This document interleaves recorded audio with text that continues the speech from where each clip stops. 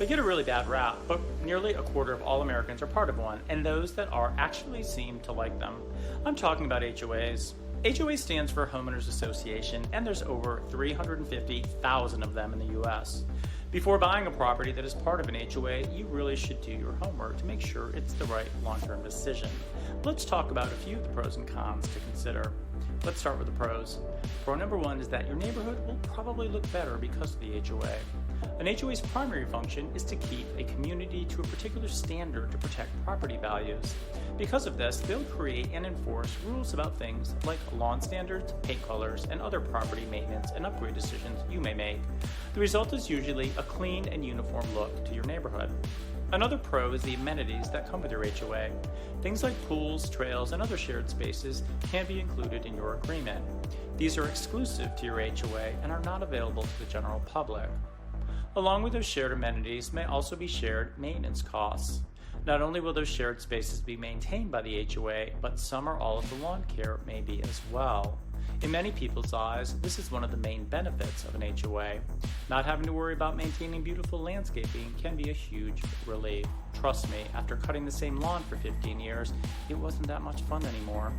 Now let's talk about some of the cons, the biggest one being the dues. The money to take care of all of those beautiful spaces and amenities has to come from somewhere, and that somewhere is your pocket. By entering into an HOA agreement, you'll be legally responsible for yearly dues that keep the HOA running. The amount of those dues will depend on the amenities and general scope of your HOA. Another con is the lack of freedom you'll experience. You want to paint your door red? Nope. How about adding on a Four Seasons room? Maybe not. Get it cleared with your HOA board. Missed cutting your lawn last week because you were out of town? That could result in a fine. You are certainly not free to do whatever you'd like on or to your property, and that can rub people the wrong way. And finally, the last con is the potential politics that can come into play. If you happen to cross a particular neighbor or HOA board member the wrong way, that person might have the ability to make your life really difficult. But calling out or enforcing obscure rules, pettiness can be a tool for revenge, and the HOA becomes the vehicle. Is the paint on your mailbox chipping? Is your grass 1 inch too long? Did you leave your trash can out for an extra 30 minutes last week? Any vengeful neighbor or board member could potentially cite you for these infractions.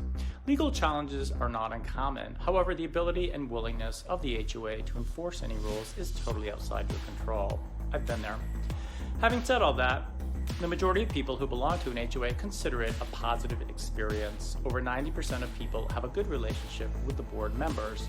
The devil is in the details, so be sure to read the fine print several times so you know exactly what you're getting into. Got an HOA story of your own? I'd love to hear it. Let me know in the comments below or reach out directly.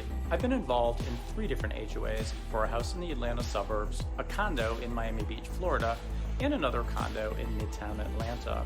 Although they all basically function the same way, they were like night and day. Thanks for watching.